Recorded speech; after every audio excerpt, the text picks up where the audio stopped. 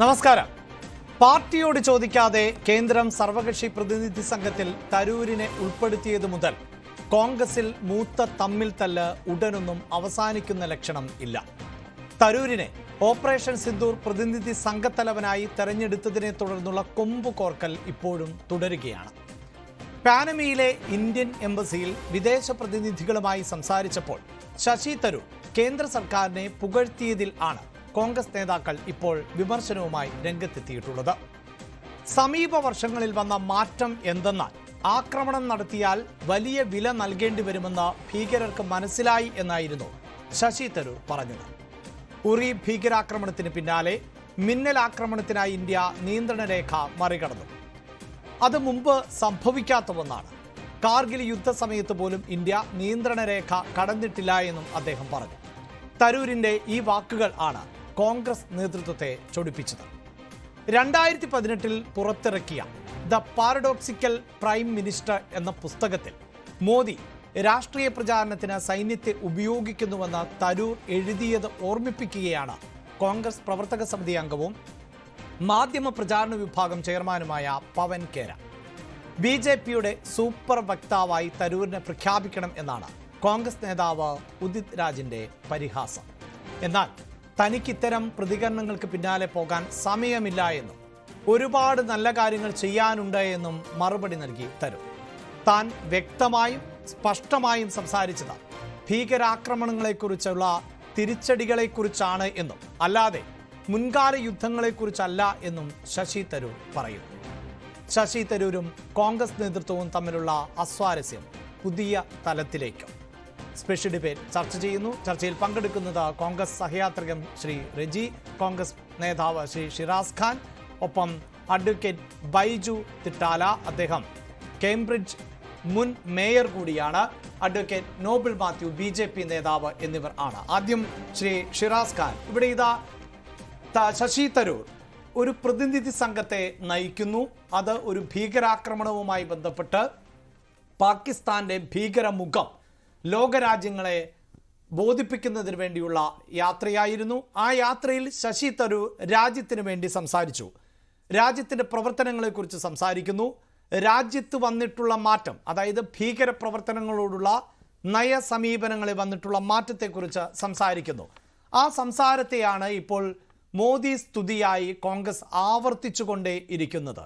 എന്തുകൊണ്ടാണ് കോൺഗ്രസിന് ഇങ്ങനെയൊരു സംഘത്തിൽപ്പെട്ട ശശി തരൂരിനെ കേവലം ഒരു കോൺഗ്രസ് നേതാവായി മാത്രം കാണാൻ സാധിക്കുന്നത്? ഈ ഒന്നാമതായിട്ട് രാജ്യമെന്നാൽ രാജാവല്ല. അപ്പോൾ രാജ്യത്തെ സ്തുതിക്കുന്നതാണോ രാജാവിനെ സ്തുതിക്കുന്നതാണോ നല്ലത് എന്ന് ചിന്തിക്കുന്ന ഒരു കാലഘട്ടമാണ്. രാജാവിനെ സ്തുതിച്ചാലേ എത്ര പ്രഗത്ഭർക്കും രാജ്യത്തിനകത്ത് നിൽക്കാൻ പറ്റൂ എന്നൊരു സാഹചര്യം വരുന്നു. ആ സാഹചര്യത്തിലേക്ക് ഈ ശശി തരൂരിനെ പോലെയുള്ള വ്യക്തിത്വങ്ങൾ ചെന്ന് വീഴാൻ പാടില്ലായിരുന്നു. കോൺഗ്രസ്സിന് രാഷ്ട്രീയ തലത്തിൽ, സംഘടനാ തലത്തിൽ ഒരുപാട് ദൗർബല്യങ്ങളും പരാജയങ്ങളുമുണ്ട്, നിലപാടുകളിൽ പരാജയങ്ങളുണ്ട്.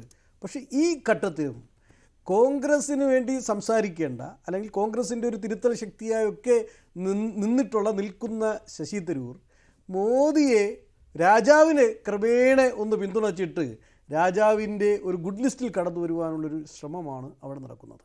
പാകിസ്ഥാൻ്റെ ഭീകരാക്രമണവുമായി ബന്ധപ്പെട്ട് ഇന്ത്യ നയതന്ത്ര തലത്തിൽ പരാജയമായിരുന്നോ വിജയമായിരുന്നോ എന്ന് വിലയിരുത്തേണ്ടതായിട്ടുണ്ട്. ഞാൻ ഷിറാസ് ഖാൻ ഒന്ന് വളരെ പെട്ടെന്നൊന്ന് ഇടപെടുന്നത്, ഇപ്പോൾ PV അൻവർ മാധ്യമങ്ങളോട് പ്രതികരിക്കുന്നുണ്ട്. തെരഞ്ഞെടുപ്പിന്റെ പശ്ചാത്തലം കൂടിയാണല്ലോ.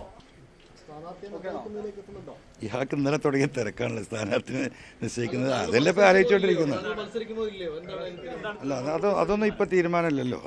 നാളെ പറഞ്ഞു. എനിക്കറിയില്ല, ഞാൻ ആ മുന്നണി യോഗത്തിൽ പങ്കെടുത്തിട്ടില്ലല്ലോ. അല്ല, അതാണ് അല്ല, ഞങ്ങൾ ഒരുപാട് കാര്യങ്ങൾ ഡിസ്കസ് ചെയ്തു. നാളെ സ്റ്റേറ്റ് കമ്മിറ്റി കൂടി ഡിസ്കസ് ചെയ്തിട്ട് എന്താ പറയുക, ഒരു പൊതു അഭിപ്രായം. സെക്രട്ടേറിയറ്റ് എന്ന് പറയുന്ന ആകെ 18 മെമ്പർമാരേ ഉള്ളൂ. സ്റ്റേറ്റ് കമ്മിറ്റി 113 പേരുണ്ട്. ആ കമ്മിറ്റിയും കൂടിയതിന് ശേഷം ഒരു ഇലക്ഷൻ എന്ന നിലക്ക് കുറച്ച് വിപുലമായ ഡിസ്കഷൻ നടത്തേണ്ടതാണ്. ആ നിലക്കുള്ള ഡിസ്കഷൻ കഴിഞ്ഞിട്ടുള്ള തീരുമാനം.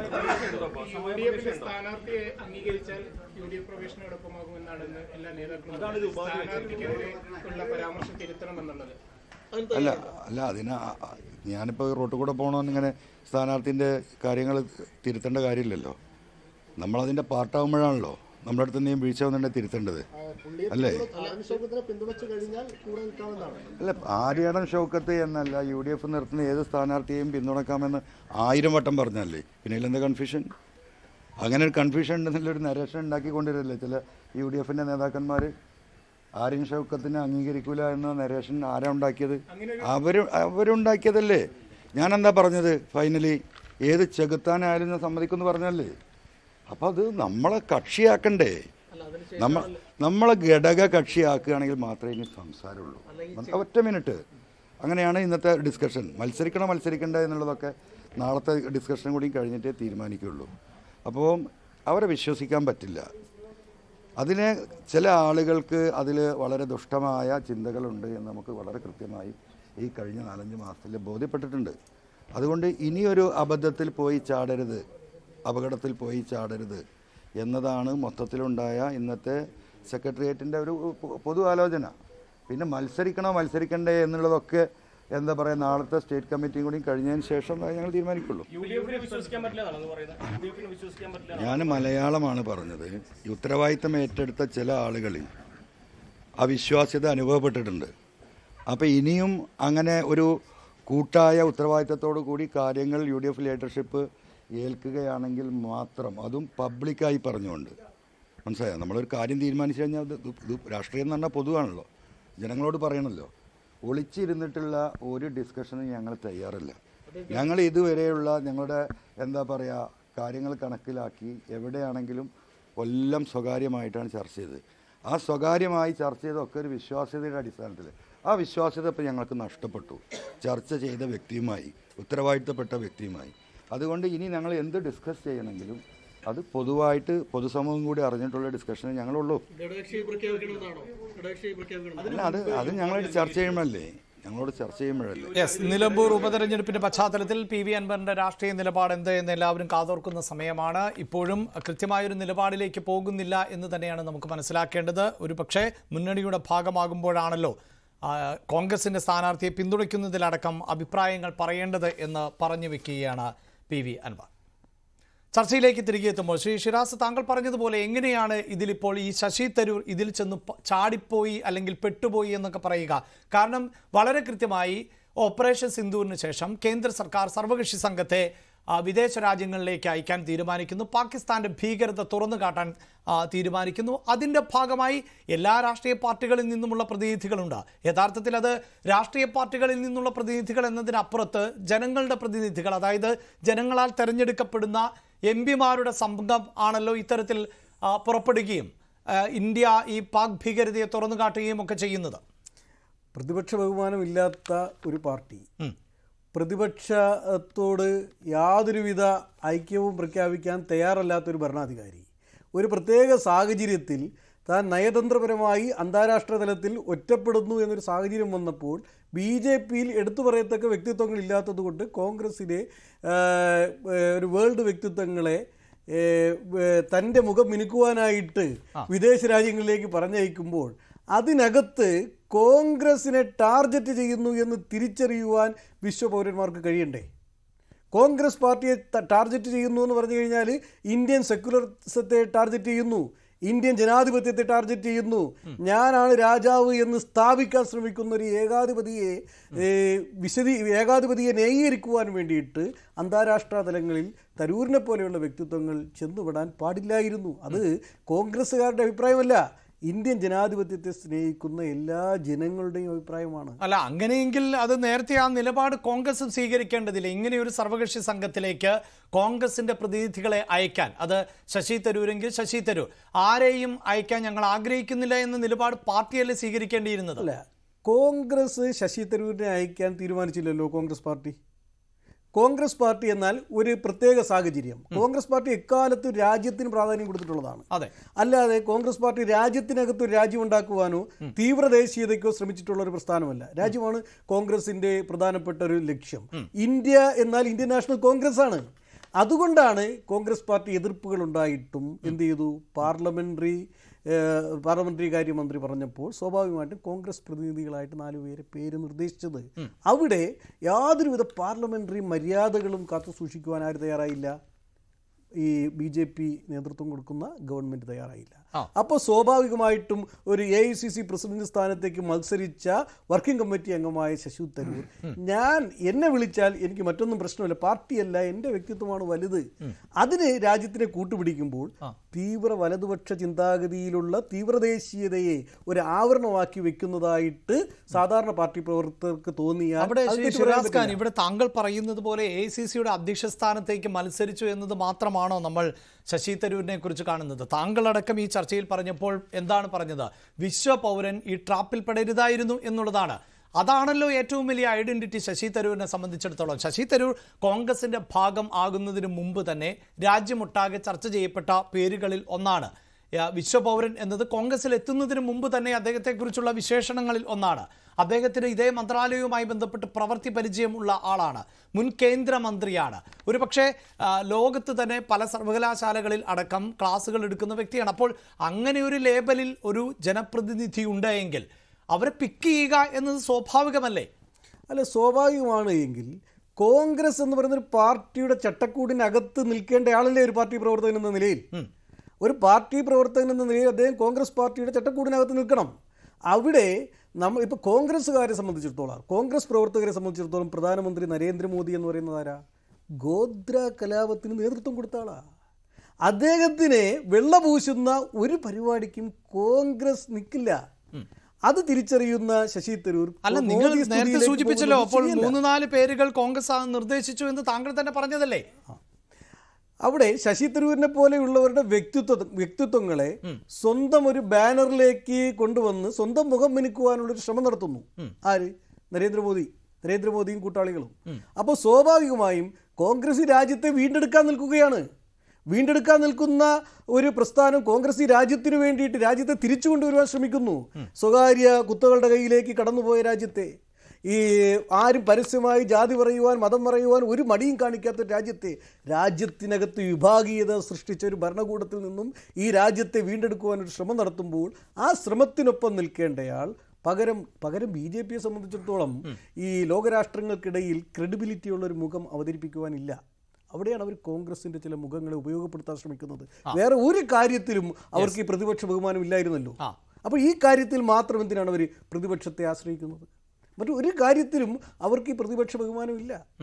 അപ്പോൾ മോദിയെ സംബന്ധിച്ചിടത്തോളം അദ്ദേഹത്തിൻ്റെ മുഖം മിനുക്കണം, അദ്ദേഹം വിശ്വഗുരുവായി ഉയരണം.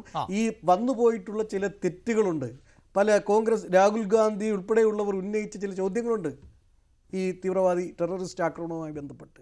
അതിന് മറുപടി പറയുവാൻ ഇന്ത്യൻ പ്രധാനമന്ത്രി തയ്യാറായിട്ടില്ല. ഇതുവരെ വ്യക്തമായി മറുപടി പറയാൻ തയ്യാറായിട്ടില്ല.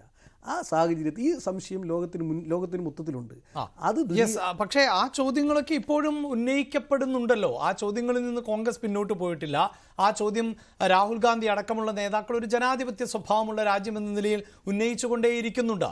പക്ഷേ വിദേശത്തേക്ക് പോകുന്ന വിദേശ രാജ്യങ്ങളിൽ ഇന്ത്യ പാകിസ്ഥാന്റെ തീവ്രവാദ മുഖം തുറന്നു കാട്ടാൻ ശ്രമിക്കുമ്പോൾ അതിന് സ്വാഭാവികമായും ഒരു രാജ്യത്തിന്റെ വികാരമല്ലേ അവിടെ എക്സ്പ്രസ് ചെയ്യേണ്ടി വരുന്നത്? രാജ്യത്തിന്റെ വികാരം പറയുമ്പോൾ രാജ്യത്തിന്റെ ചരിത്രം മറന്നു പോകുന്നത് ശരിയല്ല. അവിടെ ചെന്നിട്ട് മോദിക്ക് മുമ്പ് ഈ രാജ്യം പാകിസ്ഥാനെ എതിർത്തിട്ടില്ല എന്ന് മറ്റുള്ളവർക്ക് തോന്നുന്ന തരത്തിലുള്ള സ്റ്റേറ്റ്മെന്റുകൾ പറയുന്നത് ശരിയല്ല. പാകിസ്ഥാനെ മുൾമുനയിൽ നിർത്തിയ പ്രധാനമന്ത്രി ഇന്ത്യക്കുണ്ടായിരുന്നു. പാകിസ്ഥാനിൽ നിന്ന് ബംഗ്ലാദേശിനെ മോചിപ്പിച്ചൊരു രാജ്യം രൂപീകരിച്ച പ്രധാനമന്ത്രി ഇന്ത്യക്കുണ്ടായിരുന്നു. അതൊന്നും ചരിത്രം അറിഞ്ഞുകൂടാത്തതുകൊണ്ടല്ലോ. അപ്പോൾ സ്വാഭാവികമായിട്ടും ഏതെങ്കിലും പാലം വെട്ടാൻ ശ്രമിക്കുകയാണോ എന്ന് ആർക്കെങ്കിലും തോന്നിയാൽ, പാലം കെട്ടാൻ ശ്രമിക്കുകയാണോ എന്ന് തോന്നിയാൽ തെറ്റു പറയാൻ പറ്റില്ല. യെസ്, അഡ്വക്കേറ്റ് നോബിൾ മാത്യു, അതായത് ഒരു പാലം തരൂരിനും BJPക്കും ഇടയിൽ രൂപപ്പെട്ടു വരുന്നുണ്ടോ എന്നുള്ളത് കോൺഗ്രസിനകത്ത് തന്നെ ഉണ്ടാകുന്ന സംശയമാണ്. കാരണം കഴിഞ്ഞ കുറേ നാളുകളായി ശശി തരൂർ പ്രത്യേകിച്ച് ചില വിഷയങ്ങളിലടക്കം സ്വീകരിക്കുന്ന നിലപാടുണ്ട്. അത് പഹൽഗാമിന് മുമ്പും പ്രധാനമന്ത്രിയെ പുകഴ്ത്തുന്ന തരത്തിലുള്ള പരാമർശങ്ങൾ വന്നിരുന്നു. അത് തന്നെ പാർട്ടിക്ക് തലവേദന സൃഷ്ടിക്കുന്ന സാഹചര്യമുണ്ടായിരുന്നു. ചില വികസന വിഷയങ്ങളിലടക്കം മോദി സ്വീകരിക്കുന്ന നിലപാടുകളെ സ്വാഗതം ചെയ്യുന്നു. അതിന് പിന്നാലെയാണ് പഹൽഗാം ഭീകരാക്രമണം ഉണ്ടാകുന്നത്. അവിടെയും കോൺഗ്രസിൽ നിന്ന് വ്യത്യസ്തമായ സ്വരം ആയിരുന്നല്ലോ ശശി തരൂരിനുണ്ടായത്. അപ്പോൾ അത് BJPയിലേക്കുള്ള ഒരു പാലത്തിൻ്റെ ഭാഗമായുള്ള സ്വരമായിരുന്നോ?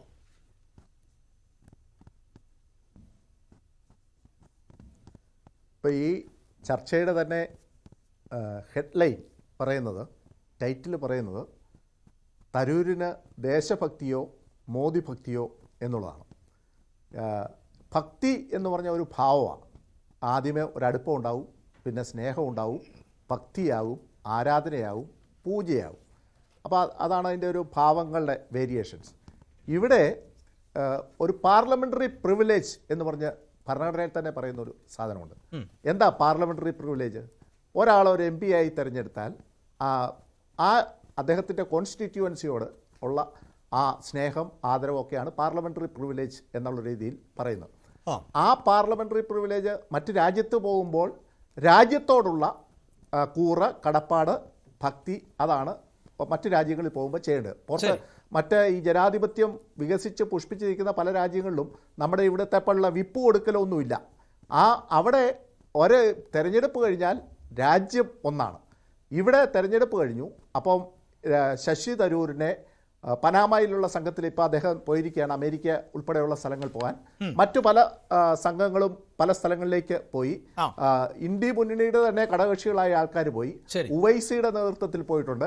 ഇതൊക്കെ പോയി കഴിഞ്ഞപ്പോൾ ശശി തരൂർ അവിടെ ചെന്ന് നടത്തിയ പ്രസ്താവന, ഇവിടെ കോൺഗ്രസിന്റെ വക്താവ് പറഞ്ഞു, ഇതൊരു രാജാവാണോ, രാജാവിനാണോ, രാജ്യമെന്നാൽ രാജാവല്ല, മോദിയുടെ മുഖം മിനുക്കാനായിട്ടാണ് ശശി തരൂരിനെ വിട്ടത്. അതുപോലെ BJPയിൽ അങ്ങനെയുള്ള ആൾക്കാരില്ലാത്തത് കൊണ്ടാണ് വിട്ടത്. ഇതൊക്കെ തെറ്റാണ്. BJPയിൽ ഒരു കണക്ക് 100 കണക്കിന് ശശി തരൂരുമാർ, അത്രയും കഴിവുള്ള ആൾക്കാർ, വിശ്വപൗരന്മാർ ഇവിടെ വിടാനുണ്ട്. പക്ഷേ നമ്മുടെ രാജ്യത്തിന്റെ പ്രത്യേക സാഹചര്യത്തിൽ പ്രതിപക്ഷങ്ങളെ കൂടെ കൂട്ടിയാണ് വിട്ടിരിക്കുന്നത്. ഇപ്പൊ ശശി തരൂർ മാത്രമല്ല, താങ്കൾ തന്നെ ഈ ചർച്ചയുടെ ഭാഗമായി പറഞ്ഞു ഒന്നുണ്ടല്ലോ, അതായത് മറ്റു പല രാജ്യങ്ങളിലും തെരഞ്ഞെടുപ്പ് കഴിഞ്ഞാൽ പിന്നീട് വിപ്പ് കൊടുക്കുന്ന പരിപാടിയൊന്നും പ്രതിപക്ഷത്തില്ല എന്ന്. ആ പ്രതിപക്ഷ ബഹുമാനം നരേന്ദ്രമോദിയുടെ ഭാഗത്ത് നിന്ന് മറ്റൊരു വിഷയത്തിലും ഇതുവരെയും ഉണ്ടായിട്ടില്ല എന്നുള്ള വിമർശനമാണ് ഉന്നയിക്കുന്നത്. ഇതിപ്പോൾ ഇങ്ങനെയൊരു ഭീകരാക്രമണം നടക്കുന്നു, അത് തന്നെ സുരക്ഷാ വീഴ്ചയല്ലേ എന്ന ചോദ്യം രാജ്യത്ത് ഒരു വിഭാഗം ആളുകൾ ഉന്നയിക്കുന്നു. അങ്ങനെയൊരു എവിടെയാണ് ഇപ്പോഴും ഈ ഭീകരർ എന്ന ചോദ്യത്തിന് കൃത്യമായ മറുപടി പ്രധാനമന്ത്രിക്ക് അടക്കം നൽകാൻ പറ്റാത്തൊരു സാഹചര്യം ഉണ്ടാകുന്നു. അങ്ങനെയുള്ള വിമർശനങ്ങൾ നിലനിൽക്കുമ്പോൾ തന്നെയാണ് മറ്റു രാജ്യങ്ങളിലേക്ക് പാകിസ്ഥാന്റെ ഭീകരത തുറന്നു കാട്ടുന്നതിനൊരു സംഘത്തെ അയച്ചത്. അവിടെ മാത്രം പ്രതിപക്ഷത്തിന്റെ മുഖങ്ങൾ വേണ്ടിവരുന്നു BJPക്ക് എന്നുള്ളതാണ് ആക്ഷേപം. അല്ല, ഞാൻ പറഞ്ഞോട്ടെ. പറയൂ.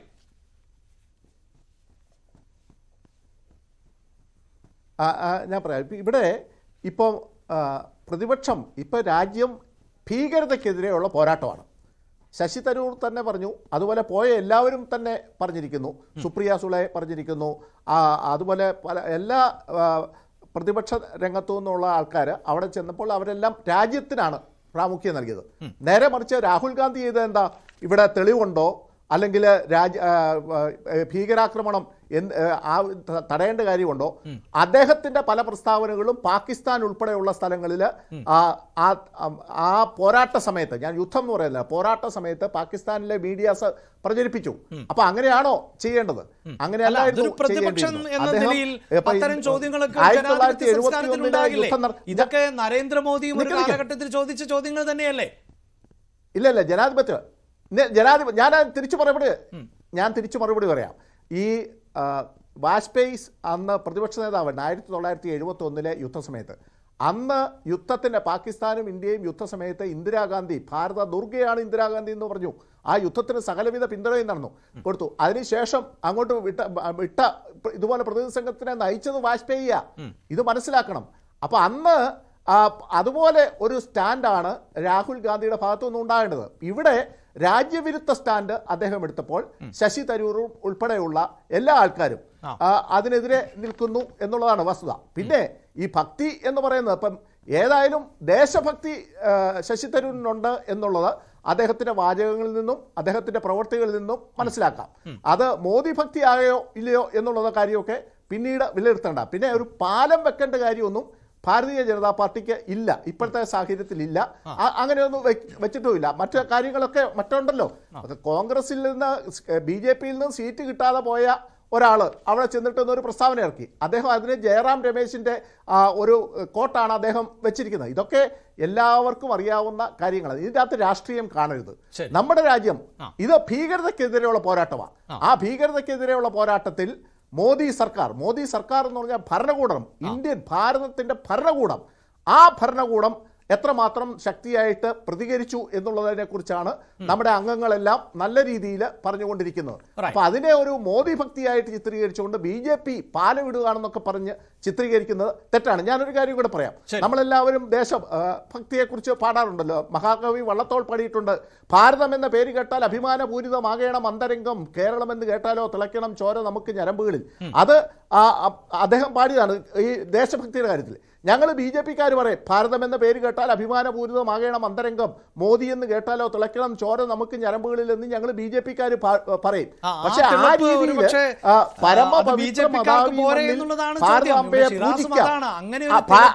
ആ രീതിയിൽ ഒരു തിളപ്പ് ഉണ്ടായോ ശശി തരൂരിന് എന്ന സംശയമാണ് അദ്ദേഹം പുലർത്തിയത്. ഇതിനകത്തൊരു കാര്യം എന്ന് പറഞ്ഞാൽ ഈ വാജ്പേയിക്കുള്ളൊരു പ്രിവിലേജ്, വാജ്പേയിക്ക് കിട്ടിയ പ്രിവിലേജ് മോദിക്ക് കിട്ടണമെന്ന് പറയുന്നതിൽ അർത്ഥമില്ല എന്നുള്ള രീതിയിലേക്ക് കാര്യം. വാജ്പേയി എന്ന് പറഞ്ഞാൽ ഗോദ്ര കലാപ സമയത്ത് രാജനീതി നടപ്പിലാക്കണമെന്ന് മോദിയോട് ഉപദേശിച്ച ആളാണ് വാജ്പേയി. പറഞ്ഞാൽ കുറച്ചുകൂടെ പാർലമെന്ററി ജനാധിപത്യവും മാനവികതയും ഒക്കെ അദ്ദേഹത്തിന് ഉണ്ടായിരുന്നു. അതുകൊണ്ടാണ് അദ്ദേഹത്തെ പലപ്പോഴും ആ രീതിയിൽ പരിഗണിച്ചിട്ടുള്ളത്. ആ ഒരു ഹിസ്റ്ററി അല്ല ശ്രീമാൻ മോദിക്കുള്ളത്. ആ മോദിക്ക് വേണ്ട ഭക്തി അത് കോൺഗ്രസിന് അംഗീകരിക്കാൻ പറ്റില്ല. അങ്ങനെയൊന്നും രക്തം തിളക്കാൻ കോൺഗ്രസിന് കിട്ടില്ല. അങ്ങനെ രക്തം തിളക്കുന്നവരെയാണ് കോൺഗ്രസ് വിമർശിക്കുന്നത്. അദ്ദേഹം ജയിച്ചു കേട്ടോ, അത് അവിടുത്തെ ജനങ്ങൾ വിലയിരുത്തിയിട്ടുള്ള. ഇപ്പോഴും കോൺഗ്രസ് തെറ്റായ പ്രചരണമാണ് നടത്തിക്കൊണ്ടിരിക്കുന്നത്. പാകിസ്ഥാന്റെ കാര്യത്തിൽ പാകിസ്ഥാൻ അനുകൂല നിലപാടെടുക്കുന്ന പോലെ ഗോദ്ര കലാപം എന്നൊക്കെ പാകിസ്ഥാന്റെ അനുകൂല നിലപാടുകളെ കുറിച്ച് പറയുമ്പോൾ പാകിസ്ഥാൻ എന്ന് പറയുന്ന രാജ്യത്തിന്റെ ഒറിജിന്റെ ചരിത്രം ഒന്ന് പരിശോധിച്ചാൽ നന്നായിരിക്കും എന്റെ പ്രിയപ്പെട്ട സുഹൃത്ത്. പാകിസ്ഥാൻ എന്ന് പറയുന്ന രാഷ്ട്രത്തിന് വേണ്ടി ആദ്യം സംസാരിച്ചത് ആരാണ് എന്നൊന്ന് പരിശോധിച്ചാൽ നന്നായിരിക്കും. പിന്നെ രാജ്യസ്നേഹത്തിന്റെ പൂർണ്ണമായിട്ടുള്ള ഇതൊന്നും BJP ഏറ്റെടുക്കേണ്ട കാര്യമില്ല. ഇവിടെ ഭീകരവാദത്തിന്റെ ഇരയാണ് കോൺഗ്രസ് പാർട്ടി. അറിയാമോ, 1948 ആദ്യത്തെ ഭീകരവാദത്തിന്റെ ഫലമായിട്ട് ആദ്യമായിട്ട് ഞങ്ങളുടെ നേതാവ് മഹാത്മാഗാന്ധി വെടിയേറ്റ് മരിക്കുകയാണ്. ഇന്ത്യയിലെ ആദ്യത്തെ ടെററിസ്റ്റ് ആക്രമണം. അതുകൊണ്ട് ഭീകരവാദത്തിന്റെ ഇരയാണ് കോൺഗ്രസ് പാർട്ടി. അതുകൊണ്ട് നിങ്ങൾ ഭീകരവാദം എന്നൊക്കെ പറഞ്ഞ് പേടിപ്പിക്കാൻ നിൽക്കണ്ട കേട്ടോ. ഭീകരവാദം എന്ന് പറഞ്ഞിട്ട് നിങ്ങളുടെ ദേശീയതയെന്ന് പറയാൻ വേണ്ട. ബഹുസ്വരതയിൽ അധിഷ്ഠിതമായ നാനാത്വത്തിൽ ഏകത്വമാണ് ഇന്ത്യൻ നാഷണൽ കോൺഗ്രസ് മുന്നോട്ട് വയ്ക്കുന്ന ദേശീയത. ആ ദേശീയതയുടെ പ്രചാരകരായിരിക്കണം ശശി തരൂർ ഉൾപ്പെടെയുള്ളവർ എന്ന് ആഗ്രഹിക്കുന്നവരാണ് കോൺഗ്രസുകാർ. അല്ലാതെ മോദിക്ക് വേണ്ടി സ്തുതി പറയാൻ വേണ്ടിയിട്ട് ലോകരാജ്യങ്ങൾ സന്ദർശിക്കണമെന്ന അഭിപ്രായമുള്ളവരല്ല. അങ്ങനെ രക്തം ഞങ്ങൾക്ക് തിളക്കേയില്ല മോദി എന്ന് കേട്ടാൽ. ഞാൻ തിരികെ എത്താം. അഡ്വക്കേറ്റ് ബൈജു കൂടി ചേരുന്നുണ്ട്. അദ്ദേഹം ഭീകരവാദത്തിന്റെയും വിഘടനവാദത്തിന്റെ ഇരകളാണ് കോൺഗ്രസ്. ശരി വിഘടനവാദത്തിന്റെ 1940 ഇന്ദിരാഗാന്ധി. ഞാൻ പറയാം, ഇന്ദിരാഗാന്ധി ഭിദ്രൻവാല എന്ന സർപ്പത്തിന് പാല് കൊടുത്തു പഞ്ചാബിൽ. ആ വിഘടനവാദത്തിന്റെ ഇര ഇന്ദിരാഗാന്ധിയായി. അതുപോലെ തന്നെ ശ്രീലങ്കയിൽ ഭീകരരെ പ്രോത്സാഹിപ്പിച്ചു രാജീവ് ഗാന്ധി. അങ്ങനെ ഇരയായി. അങ്ങനെ സ്വന്തം ശേഷം അത് പാകിസ്ഥാനെ എതിർക്കുമ്പോ ശ്രീലങ്കയിൽ ഇന്ത്യ എടുത്ത ഡിപ്ലോമാറ്റിക്കിനെ നിങ്ങൾ ഒരു നയതന്ത്രത്തെ നിങ്ങൾ എന്താ പറയുന്നത്? ശരി, എവിടെയാണ് നിങ്ങളുടെ ദേശീയത? ശരി, ഞാൻ തിരികെ എത്താം. ഡിപ്ലോമാറ്റിക് അവിടെ ഡിപ്ലോമാറ്റിക് അല്ല. ഞാൻ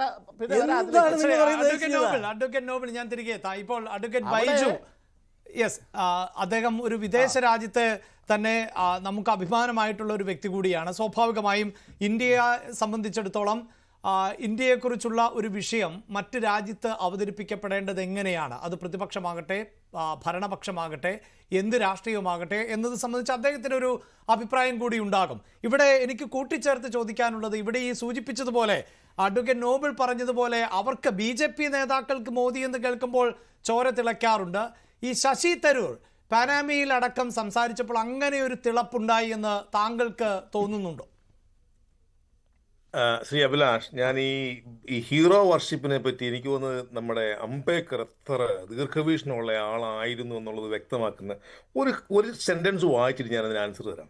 പുള്ളി കോൺസ്റ്റിറ്റ്യൂന്റ് അസംബ്ലി പറഞ്ഞത് ഇതാണ്: bhakti or hero worship is a sure road to degradation and eventual dictatorship. ഈ ഭക്തിയെ പറ്റി പറഞ്ഞുകൊണ്ട് മാത്രം ഞാൻ അത് സൂചിപ്പിച്ചു എന്നുള്ളതേ ഉള്ളൂ. ഞാനിതിൽ 2 ഡയമെൻഷനാണ് കാണുന്നത്. ഒരു ഡയമെൻഷൻ, ഞാൻ ഇന്ത്യക്ക് പുറത്തിരുന്നാണ് സംസാരിക്കുന്നത്. എനിക്കിത് ഒരു ഇന്ത്യയിൽ ഇരുന്ന് സംസാരിക്കുന്ന രീതിയിൽ ഇതിനെ അഡ്രസ്സ് ചെയ്യാൻ പറ്റില്ല. ഇതിന് 2 ഡയമെൻഷൻ ഉണ്ട്. ഒന്ന് ഇന്ത്യയിലെ പൊളിറ്റിക്കൽ ഡയമെൻഷൻ, 2 നമ്മുടെ ഡിപ്ലോമസിയുടെ dimension.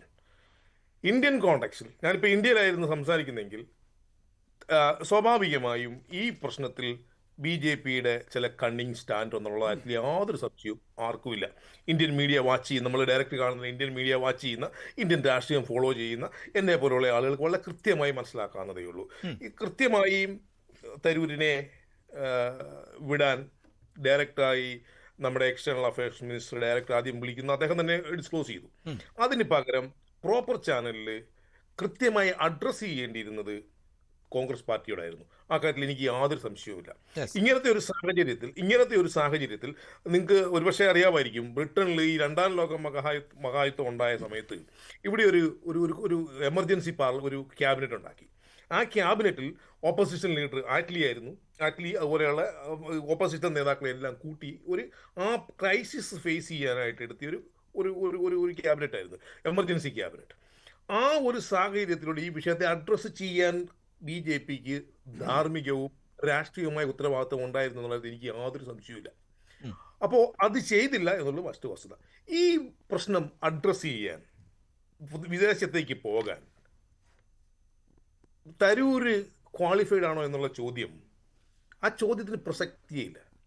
Tharoor is fully qualified.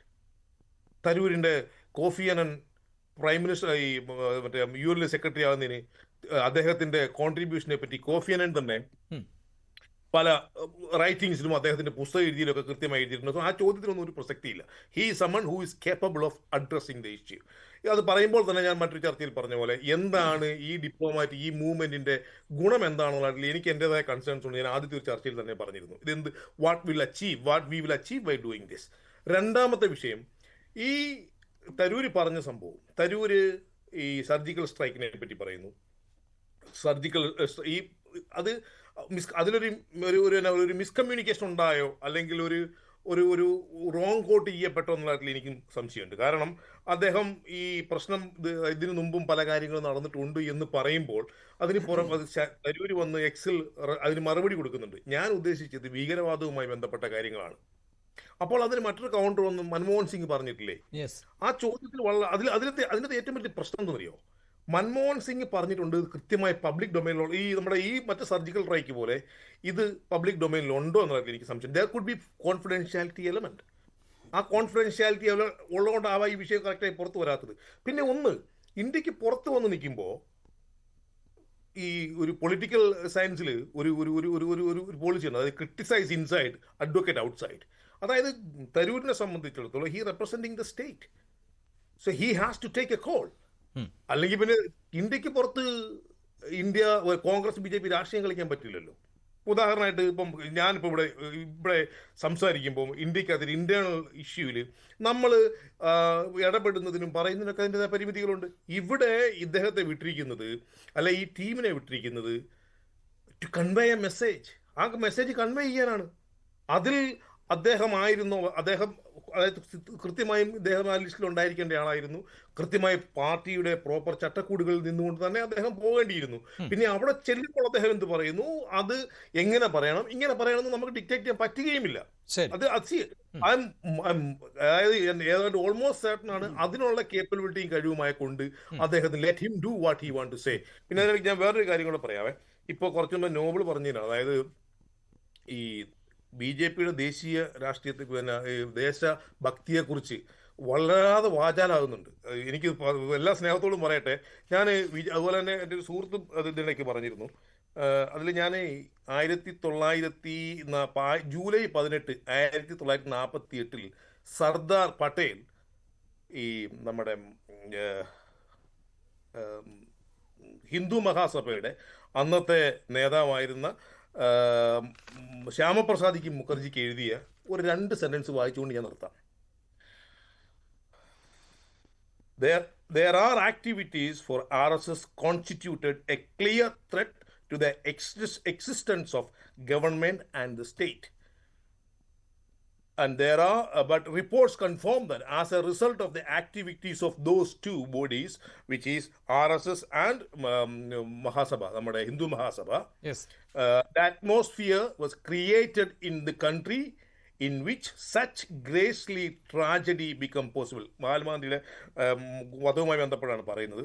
There is no doubt in my mind that the extreme sections of the Hindu Mahasabha was involved in the conspiracy and the activities of the RSS constituted a clear threat to the existence of government and the state. ഇത് ഞാൻ പറഞ്ഞതല്ല, നമ്മുടെ ഗുജറാത്തിൽ ഒരു പ്രതിമ ഉണ്ടാക്കിയിട്ടുണ്ട് പട്ടേലിലെ. ആ പട്ടേൽ പ്രസാദ് മുഖർജിക്ക് എഴുതിയ ഒരു കത്താണ്.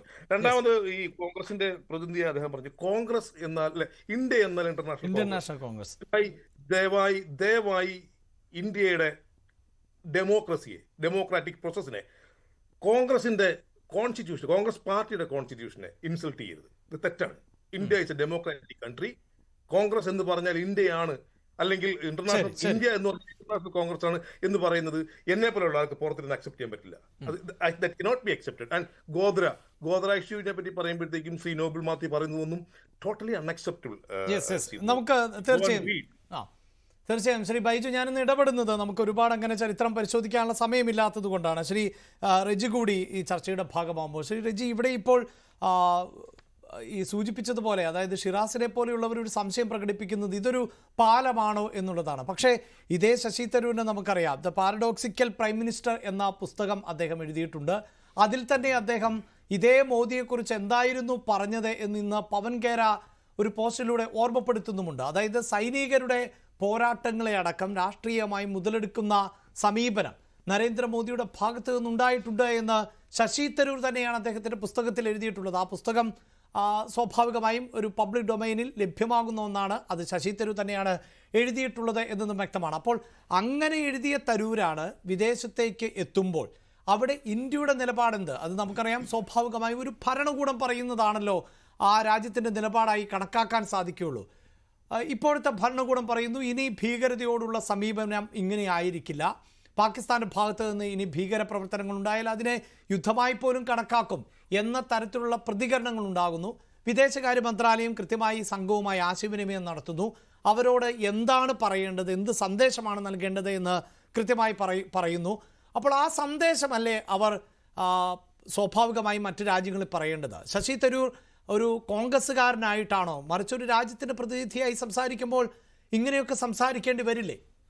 അതെ അഭിലാഷ്, ഇവിടുത്തെ വിഷയം എന്ന് പറയുന്നത് ശ്രീ ശശി തരൂർ എന്ന് പറയുന്നത് അദ്ദേഹം കോൺഗ്രസിൻ്റെ പരമോന്നത സമിതിയായ വർക്കിംഗ് കമ്മിറ്റിയിലെ അംഗമാണ്. അതിൻ്റെ അർത്ഥം അദ്ദേഹം ഹൈക്കമാൻഡിൻ്റെ ഭാഗമാണ്. അപ്പം ഹൈക്കമാൻഡ് എടുക്കുന്ന ഒരു നയ സമീപനത്തോട് യോജിച്ചു പോകുവാനുള്ള ബാധ്യതയും മര്യാദയും ശശി തരൂർ കാട്ടണം. ഇവിടെ കോൺഗ്രസിനെ, അതായത് കോൺഗ്രസിൻ്റെ പ്രഖ്യാപിത നയങ്ങൾക്ക് വിരുദ്ധമായ ഒരു അഭിപ്രായം അദ്ദേഹം വിദേശത്ത് പറയുമ്പോൾ സ്വാഭാവികമായിട്ടും കോൺഗ്രസ് അനുഭാവികൾക്ക് അതിനോട് നീരസം തോന്നും, അതിനോട് വിദ്വേഷം തോന്നും. കാരണം ആ നയ സമീപനങ്ങളുമായിട്ട് യോജിച്ചു പോകാനുള്ള ബാധ്യത അദ്ദേഹത്തിനുണ്ട്. കാരണം അദ്ദേഹം ഇപ്പോൾ പാർലമെൻറ്റ് മെമ്പറായിരിക്കുന്നത് കോൺഗ്രസ്സുകാരുടെ വിയർപ്പിൻ്റെ ഫലമായിട്ടാണ്. അത് നമ്മൾ മനസ്സിലാക്കണം. അപ്പോൾ നയരൂപീകരണ സമിതിയിലും മെമ്പറാണ് അദ്ദേഹം, അത് നമ്മൾ മനസ്സിലാക്കണം. ഇനി ഇവിടെ എന്താണ് ചെയ്തിരിക്കുന്നത്? കോൺഗ്രസിൻ്റെ ചരിത്രപരമായിട്ടുള്ള നിർവഹിച്ചിട്ടുള്ള ഘടകങ്ങളെ അദ്ദേഹം വിസ്മരിക്കുകയാണ് ചെയ്യുന്നത്. കോൺഗ്രസിൻ്റെ കാലഘട്ടത്തിൽ സർജിക്കൽ സ്ട്രൈക്കുകൾ, നിരവധി സ്ട്രൈക്കുകൾ നടത്തിയിട്ടുണ്ടെന്നും അതുപോലെ നമ്മുടെ സൈനികർക്ക് പൂർണ്ണമായ അധികാരം നൽകിയിട്ടുണ്ടെന്നും ഈ പാകിസ്ഥാനിലേക്ക് കടന്നു കയറി ആക്രമണം നടത്തിയിട്ടുള്ളെന്നും ഉണ്ടെന്നും ദ പാരഡോക്സിക്കൽ പ്രൈം മിനിസ്റ്റർ എന്ന അദ്ദേഹത്തിൻ്റെ പുസ്തകത്തിൻ്റെ 209 പേജിൽ അദ്ദേഹം തന്നെ എഴുതിയിട്ടുണ്ട്. ഇപ്പോഴദ്ദേഹം പറയുന്നത് എന്താണ്? ഇത് ആദ്യമായിട്ടാണ്, മോദിയുടെ കാലഘട്ടത്തിലാണ് ആദ്യമായിട്ട് നടക്കുന്നതെന്നാണ് അദ്ദേഹം പറയുന്നത്. അവിടെയാണ് അതിന്റെ വൈരുദ്ധ്യം. അതായത് കോൺഗ്രസിന്റെ സംഭാവനകളെ വിസ്മരിക്കുവാൻ സർജിക്കൽ സ്ട്രൈക്ക് എന്ന് പറയുമ്പോൾ അദ്ദേഹം ഇന്ന് പറഞ്ഞത് എന്താണ്? അതിർത്തി കടന്നുകൊണ്ടുള്ള ആക്രമണം നടത്തുന്നു. നേരത്തെ അത്തരത്തിൽ ചെയ്യാറില്ല. കാർഗിൽ യുദ്ധ സമയത്ത് പോലും അതിർത്തി കടന്നല്ല നമ്മൾ ആക്രമണം നടത്തിയിരുന്നത് എന്നല്ലേ അദ്ദേഹം പുതുതായി ചേർത്തത്. 65-ലും 71-ലും അങ്ങനെ പോയിട്ടുണ്ട് എന്നുള്ളതാണല്ലോ അദ്ദേഹത്തിന്റെ പുസ്തകത്തിലെ പരാമർശം തന്നെ. അദ്ദേഹം അതാണെന്ന് തോന്നുന്നു ശ്രീ ബൈജു തിട്ടാല നേരത്തെ സൂചിപ്പിച്ചത്. അദ്ദേഹം പബ്ലിക് ആയി നമ്മൾ അംഗീകരിക്കുന്ന ഒന്നല്ല.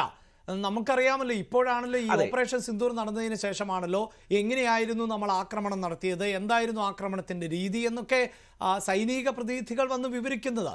ഓരോ രാഷ്ട്രത്തിനും അതിൻ്റെതായ തന്ത്രങ്ങൾ ഉണ്ടാകുമല്ലോ. അഭിലാഷ്, അത് കോൺഗ്രസ് ഇത് രാഷ്ട്രീയമായി ഉപയോഗപ്പെടുത്തിയില്ല. പക്ഷേ ഇപ്പോൾ മോദി സർക്കാർ ഇതിനെ രാഷ്ട്രീയമായി ഉപയോഗപ്പെടുത്തിക്കൊണ്ട് രാഷ്ട്രീയ ലാഭം നേടുവാനായിട്ട് ഒരു ശ്രമം നടത്തുന്നു. ഇനി ശശി തരൂരിനെ സംബന്ധിച്ച് ഇങ്ങനെ കോൺഗ്രസിന്റെ അഭിപ്രായത്തിൽ നിന്ന് വിരുദ്ധമായ അഭിപ്രായം പറയുന്നത് ഇദ്ദേഹം ആദ്യമായിട്ടല്ല. അദ്ദേഹം നരേന്ദ്രമോദിയുടെ വാക്സിൻ നയത്തെ അനുകൂലിച്ച് സംസാരിച്ചു. അദ്ദേഹം റഷ്യ ഉക്രൈൻ യുദ്ധത്തെ സംബന്ധിച്ച് ഇന്ത്യ എടുത്ത സ്റ്റാൻഡ് മഹത്തരമാണെന്ന് അദ്ദേഹം പ്രകീർത്തിച്ചു. അതുപോലെ അതെ, അതുപോലെ ഇവിടെ തന്നെ ഈ പഹൽഗാം ഇഷ്യൂവിൽ തന്നെ കോൺഗ്രസിന്റെ നേതൃത്വം എടുത്ത പ്രഖ്യാപിത നിലപാടുകൾക്ക് വിരുദ്ധമായി നരേന്ദ്രമോദിക്ക് അനുകൂലമായി അദ്ദേഹത്തെ പ്രകീർത്തിച്ചുകൊണ്ടുള്ള പല നിലപാടുകളും അദ്ദേഹം സ്വീകരിച്ചു. ചില ചോദ്യങ്ങൾ കോൺഗ്രസ് ഉന്നയിച്ചു. എന്തുകൊണ്ട് സീസ് ഫയറിൽ അമേരിക്കൻ പ്രസിഡന്റ് ഇടപെട്ടു എന്നുള്ള ചോദ്യം നരേന്ദ്രമോദിയോട് ചോദിച്ചു. ഇന്റലിജൻസ് ഫെയിലുവർ നിങ്ങൾക്കുണ്ടായിട്ടില്ലേ എന്ന് ചോദിച്ചു. ട്രംപ് ഈ സീസ് ഫയറിൽ ഇടപെട്ടിട്ടുണ്ടോ എന്ന് ചോദിച്ചു. ആ ചോദ്യത്തിന് നരേന്ദ്രമോദി നാളിതുവരെ നേരിട്ടൊരു മറുപടി നൽകിയിട്ടില്ല. അതിന് മറുപടി നൽകുന്ന ഘട്ടത്തിൽ ആരാണ് ഒരു പ്രതിരോധം തീർത്തുകൊണ്ട് ഈ ശ്രീമാൻ നമ്മുടെ ശശി തരൂർ രംഗത്ത് വരികയാണ്. അദ്ദേഹം ആരാണ്? കോൺഗ്രസ് ഹൈക്കമാൻഡിന്റെ ഭാഗമാണ്. അദ്ദേഹം ഇപ്പോൾ പാർലമെന്ററിയുടെ വിദേശകാര്യ സ്റ്റാൻഡിംഗ് കമ്മിറ്റിയിൽ അംഗമായത് കോൺഗ്രസ് നൽകിയതാണ്. അദ്ദേഹത്തിന് ആ സ്ഥാനം, അദ്ദേഹത്തെ 4 തവണ പാർലമെന്റിലേക്ക് തെരഞ്ഞെടുത്തയച്ചത് ഇന്റർനാഷണൽ കോൺഗ്രസ് ആണ്. അപ്പോൾ അദ്ദേഹം നോക്കൂ, അദ്ദേഹം എപ്പോഴും അദ്ദേഹം ഇരിക്കുന്ന ഘട്ടത്തിൽ അക്കരപ്പച്ച കണ്ടുകൊണ്ട് അതിലേക്ക് പോകാൻ ഒരു താല്പര്യം അദ്ദേഹം കാണിക്കുകയും വിവാദങ്ങൾ ഉണ്ടാക്കി എപ്പോഴും മാധ്യമങ്ങളിൽ നിറഞ്ഞു നിൽക്കുവാൻ അദ്ദേഹം ഒരു താല്പര്യം കാട്ടുകയും ചെയ്യുന്നത് നമുക്ക് ഇതിൽ നിന്ന് മനസ്സിലാക്കാൻ പറ്റും. ശരി ശരി ശ്രീ ഷിറാസ്, അങ്ങനെയെങ്കിൽ സ്വാഭാവികമായും കോൺഗ്രസിന് സംഘടനാ സംവിധാനമുണ്ടല്ലോ. ഇതിപ്പോൾ നിരവധി നേതാക്കളുടെ ഭാഗത്ത് നിന്ന് ഇപ്പോൾ പവൻ ഖേരയുടെ പോസ്റ്റ് ഏറ്റെടുക്കുന്നുണ്ട് ജയറാം രമേശ്. ഉദിത് രാജിനെ പോലെയുള്ളവർ UPA സർക്കാരിൻ്റെ ഭരണകാലത്ത് നടത്തിയിട്ടുള്ള സർജിക്കൽ സ്ട്രൈക്കുകളെ കുറിച്ച് ഓർമ്മപ്പെടുത്തുന്നുണ്ട്. എന്തുകൊണ്ട് ശശി തരൂരിനോട് വിശദീകരണം തേടുന്നില്ല എന്ന് ചോദിക്കുന്ന സാഹചര്യം ഉണ്ടാകുന്നു. അപ്പോൾ KC വേണുഗോപാലാകട്ടെ ഇങ്ങനെയുള്ള സാഹചര്യത്തിൽ നിന്നെല്ലാം ഒഴിഞ്ഞു മാറുകയുമാണ്. അതെന്തുകൊണ്ടാണ്? അത് കോൺഗ്രസ് നേതൃത്വത്തിൻ്റെ ഗതികേടായി കണക്കാക്കേണ്ടി വരികയാണോ? ഈ നേതാക്കളെ കൊണ്ട് നേതൃത്വം തന്നെയാണോ ഇതൊക്കെ പറയിപ്പിക്കുന്നത്? ഞാൻ തുടക്കത്തിൽ പറഞ്ഞു, കോൺഗ്രസ് പാർട്ടിയുടെ സംഘടനാപരമായ ചില പാളിച്ചകളുണ്ട്. ഉദാഹരണത്തിന് ഈ ശശി തരൂരിനെ പോലെയുള്ളവർ 2007 കടന്നു വരുമ്പോഴത്തേനും കോൺഗ്രസിലേക്ക് മെമ്പർഷിപ്പ് കൊടുക്കുകയാണ്, കോൺഗ്രസ് MP ആക്കുകയാണ്. എത്രയോ കോൺഗ്രസ് പ്രവർത്തകർ താഴെത്തട്ടിൽ നിന്ന് പ്രവർത്തിച്ച് കടന്നു വന്നവർ. അപ്പോൾ അവരെയൊക്കെ ഒഴിവാക്കിയിട്ട് ആർക്ക് വേണമെങ്കിലും ഒരു ഫിഗർ ഉണ്ടാക്കി പാർട്ടിക്കകത്ത് കടന്നു വന്ന് നേതൃസ്ഥാനത്തിലേക്ക് കടന്നു വരാം എന്നൊരു സാഹചര്യം ഈ പാർട്ടിയിൽ അടുത്ത കാലത്തായിട്ട് കടന്നു വന്നിട്ടുണ്ട്. അതിൻ്റെ പരിണിത ഫലമാണ് ഇന്നിപ്പോൾ ശശി തരൂർ വിഷയത്തിൽ നമ്മൾ അനുഭവിക്കുന്നത്. പാർട്ടിയായിട്ട് പാർട്ടി പ്രവർത്തകരെയും കൂടെ തിരിച്ചറിയാത്ത ചില സാഹചര്യങ്ങൾ രൂപപ്പെട്ട് ചില വ്യക്തിത്വങ്ങളുടെ പിറകെ പോകുന്നതിൻ്റെ പരിണിത ഫലമാണ്. ഈ ശശി തരൂർ മനസ്സിലാക്കേണ്ടത് ജവഹർലാൽ നെഹ്റു, മഹാത്മാഗാന്ധി തുടങ്ങിയവരുടെ ഐഡിയോളജി പിൻപറ്റുന്ന പാർട്ടിയാണ് ഇന്ത്യൻ നാഷണൽ കോൺഗ്രസ്. അല്ലാതെ സവർക്കറുടെയും ഗോഡ്സെയുടെയും ഐഡിയോളജി പിൻപറ്റുന്ന പാർട്ടിയല്ല ഇന്ത്യൻ നാഷണൽ കോൺഗ്രസ്. തരൂര് പുസ്തകം എഴുതിയ കാര്യം പറഞ്ഞാൽ, തരൂര് മോദിയെ വിമർശിച്ച് പുസ്തകം എഴുതിയെന്ന് പറഞ്ഞാൽ നമ്മൾ നിതീഷ് കുമാറിനെ ഓർമ്മിക്കണം. മോദിയെ ഇത്രത്തോളം ക്രിറ്റിസൈസ് ചെയ്തൊരു നേതാവ് ഇന്ത്യയിൽ ഉണ്ടായിട്ടില്ല. മോദിയെ ബാൻ ചെയ്ത നേതാവാണ് നിതീഷ് കുമാർ. ഇന്ന് മോദിയുമായിട്ടുള്ള സൗഹൃദം എന്താണ് എന്ന് പറഞ്ഞാൽ ചിലർക്ക് അധികാരത്തിൽ നിന്ന് അകന്നു നിൽക്കാൻ കഴിയില്ല. കോൺഗ്രസിന് ഇനി അധികാരത്തിലേക്ക് സാധ്യതയില്ല, ഉടനെയൊന്നും സാധ്യതയില്ല എന്ന ധാരണയെങ്ങാനും ഒരുപക്ഷെ വിയർത്ത് ശീലമില്ലാത്ത തരൂരിന് തോന്നിയത് കൊണ്ടാവാം തരൂര് മോദിയിലേക്ക് ഒരു പാലം, BJP-യിലേക്ക് ഒരു പാലം പണിയാനായിട്ട് രാജാവിനെ സ്തുതിക്കുന്നത്. ഒരു കാര്യം രാജാവിനെ സ്തുതിക്കുന്നതല്ല രാജ്യം ചുമക്കുന്നത്. അത് തിരിച്ചറിയാതെ പോകുന്നത് എന്തുകൊണ്ടാണ്? കോൺഗ്രസിന്റെ നേതൃത്വം തിരിച്ചറിയാതെ പോകുന്നതല്ല. സ്വാഭാവികമായിട്ടും ഇദ്ദേഹത്തിന്റെ ആവശ്യം എന്താ? ഇപ്പോൾ ശശി തരൂർ കുറച്ചു കാലമായി കോൺഗ്രസിന്റെ പ്രഖ്യാപിത നയങ്ങൾക്കെതിരെ വിമർശനം ഉന്നയിക്കുന്നു. അതായിക്കോട്ടെ, പക്ഷേ മോദിയെ സ്തുതിക്കുന്ന ആ നിലപാടിലേക്ക് അദ്ദേഹം മാറുന്നത് കോൺഗ്രസിൽ നിന്ന് ഒരു നടപടി വരണം. കോൺഗ്രസ് ഒഫീഷ്യലായിട്ട് നടപടി വന്നു കഴിഞ്ഞാൽ തനിക്ക് കുറച്ചുകൂടി ഒരു ഫിഗർ ഉണ്ടാക്കി BJP-യിലേക്ക് അങ്ങ് പോകാം. അല്ലെങ്കിൽ BJP-യിലേക്ക് ഡയറക്റ്റ് പ്രവേശനമില്ലാതെ ഒരു സൂപ്പർ ജനകീയനായ ഒരു നേതാവായിട്ട് അതിനകത്തേക്ക് കടന്നു വരാം. ഈ ഒരു അദ്ദേഹത്തിന്റെ ഒരു പൊളിറ്റിക്കൽ ഒരു കാൽക്കുലേഷനിൽ കോൺഗ്രസ് പാർട്ടി തലവെച്ച് കൊടുക്കാത്തതാണ്. യെസ്, അതാണ് ശ്രീ അഡ്വക്കേറ്റ് നോബൽ മാത്യു. അങ്ങനെ ഒരു കണക്കുകൂട്ടലിലാണ് ഇപ്പോൾ നേതൃത്വം നിൽക്കുന്നത്. എന്തായാലും നേതൃത്വത്തിന്റെ ഭാഗത്ത് നിന്ന് നടപടിയുണ്ടായി. കോൺഗ്രസിൽ നിന്ന് BJP-യിലേക്ക് ശശി തരൂർ എത്താനുള്ള ഒരു വഴിയൊന്നും തുറന്നു കൊടുക്കാൻ അവർ ഒരുക്കമല്ല. അപ്പോൾ നേരത്തെ അഡ്വക്കേറ്റ് ബൈജു സൂചിപ്പിച്ചതുപോലെ ഒരു കെണിയൊക്കെ ഇതിൽ ഒരുക്കിയിരുന്നു BJP എന്നുള്ളതാണ്. പക്ഷേ ആ കെണിക്കയിലേക്ക് വീണു പോകാൻ തരൂർ. പക്ഷേ അതിന് കോൺഗ്രസിൻ്റെ അനുവാദമുണ്ടാകില്ല, കോൺഗ്രസ് അതിന് വഴിയൊരുക്കില്ല എന്നാണല്ലോ പറഞ്ഞു വെക്കുന്നത്.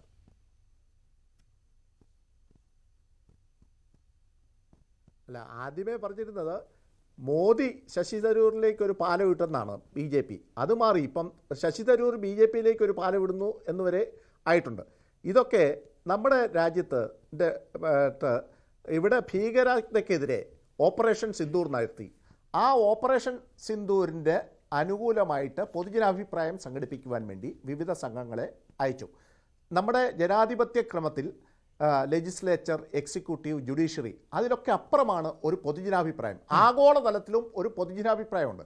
അപ്പോൾ ഭീകരതയ്ക്കെതിരെയുള്ള പൊതുജനാഭിപ്രായത്തിനാണ് നമ്മുടെ ഭാരതത്തിലെ 26 സ്ത്രീകളുടെ സിന്ദൂരം വായിച്ച ആ ഭീകരതയ്ക്കെതിരെയുള്ള പൊതുജനാഭിപ്രായം സംഘടിപ്പിക്കുവാൻ ആണ് നമ്മൾ ആൾക്കാരെ വിദേശത്തേക്ക് വിട്ടിരിക്കുന്നത്. ആ പൊതുജനാഭിപ്രായം സംഘടിപ്പിക്കുന്നതിൽ ശശി തരൂർ നല്ല രീതിയിൽ തന്നെ വിജയിച്ചിട്ടുണ്ട്. മറ്റെല്ലാ കൂടെ പോയ ശശി തരൂർ മാത്രമല്ല, കനിമൊഴി വിജയിച്ചിട്ടുണ്ട്. ആ കനിമൊഴി മാത്രമല്ല, ഗുലാം നബി ആസാദ്, അങ്ങനെയുള്ള എല്ലാവരും, ഈവൻ ഉവൈസി വരെ ആ കാര്യത്തിലൊക്കെ വിജയിച്ചിട്ടുണ്ട് എന്നുള്ള കാര്യത്തിൽ സംശയമില്ല. അപ്പോൾ അങ്ങനെയുള്ള സമയത്ത് ഇവർ പറയുന്ന ഒരു രാജാവ് എന്ന് പറയുന്നത് എന്താണ്? ശശി തരൂരിനുള്ള കുഴപ്പം. ശശി തരൂരിനുള്ള കുഴപ്പം കോൺഗ്രസിലെ യുവരാജാവ്, ഇപ്പം രാജാവായിരിക്കുന്ന ആള്, അദ്ദേഹത്തിന് ശശി തരൂരിനെ ഇഷ്ടമല്ല. അദ്ദേഹത്തിന് ഇഷ്ടമല്ലാത്തതുകൊണ്ട് അദ്ദേഹം കോൺഗ്രസിൻ്റെ പ്രസിഡന്റ് ആയിട്ടില്ല. കോൺഗ്രസിൻ്റെ അവിടെ രാജഭക്തിയല്ല, അതിലും കൂടുതൽ ഭക്തി കാണിക്കുന്നവരെ മാത്രമേ അവർ കോൺഗ്രസിൻ്റെ നേതൃത്വ രംഗത്തേക്ക് കൊണ്ടുവരുള്ളൂ. ഈ കാര്യത്തിലൊക്കെ ശശി തരൂരിന് വ്യത്യസ്തമായ അഭിപ്രായം ഉണ്ടായിരിക്കും. ഞാൻ ഏതായാലും ശശി തരൂരിന്, ഞങ്ങളാരും ശശി തരൂരിൻ്റെ വക്കീലാകാൻ പോകുന്നില്ല. പക്ഷേ ശശി തരൂർ ഭാരതത്തിൻ്റെ അഭിഭാഷകൻ എന്നുള്ള നിലയിൽ, ഭാരത ദേശഭക്തിയുടെ അഭിഭാഷകൻ എന്നുള്ള നിലയിൽ മികച്ച രീതിയിൽ അവിടെ പെരുമാറുന്നുണ്ട് എന്ന് നമുക്കാർക്കും പറയാൻ സാധിക്കും. പിന്നെ രണ്ടാമതൊരു കാര്യം, ഇവിടെ RSSന്റെ കാര്യം പറഞ്ഞു. നമ്മുടെ മഹാത്മാഗാന്ധിയെ വധിച്ച ആള്, നാഥൂറാം വിനായക് ഗോഡ്സെ, ഒരിക്കലും രാഷ്ട്രീയ സ്വയംസേവക സംഘമോ രാഷ്ട്രീയ സ്വയംസേവക സംഘത്തിലെ വിവിധ ക്ഷേത്ര സംഘടനയുടെ ആളല്ല. ഹിന്ദു മഹാസഭ രാഷ്ട്രീയ സ്വയംസേവക സംഘത്തിൻ്റെ ഒരു വിവിധ ക്ഷേത്ര സംഘടനയും അല്ല. അതിൻ്റെ അന്നത്തെ പ്രസിഡന്റ് സോമനാഥ് ചാറ്റർജിയുടെ അച്ഛനായിരുന്നു. ആ സോമനാഥ് ചാറ്റർജിയുടെ അച്ഛൻ ചാറ്റർജിയെ മഹാത്മാഗാന്ധിയുടെ വധശേഷം നടന്ന തെരഞ്ഞെടുപ്പിൽ കൽക്കട്ടയിലെ ഹൂബ്ലി എന്ന മണ്ഡലത്തിൽ ഒറ്റയ്ക്ക് ആരും എതിർപ്പില്ലാതെ തിരഞ്ഞെടുക്കാൻ അതിന് നേതൃത്വം നൽകിയത് കോൺഗ്രസ് ആണ്. അന്ന് ഞങ്ങളുടെ ജനസംഘമൊന്നും അവിടെ ഇല്ല, ജനസംഘം അതിനെതിരാണ്. അപ്പോൾ ആ കാര്യം ഒന്നോർക്കണം. അതുമല്ല, ഇത് സംബന്ധിച്ച് സുപ്രീം കോടതിയും ഹൈക്കോടതിയും അന്വേഷിച്ച കമ്മീഷനുള്ളത്. ആ കമ്മീഷന് മഹാത്മാഗാന്ധിയുടെ വധത്തിൽ വ്യക്തമാക്കിയിട്ടുള്ളതാണ്. അതോടൊപ്പം തന്നെ justice K T Thomas, supreme കോടതി ജഡ്ജിയായ ജസ്റ്റിസ് കെ ടി തോമസ്, ഇവിടെ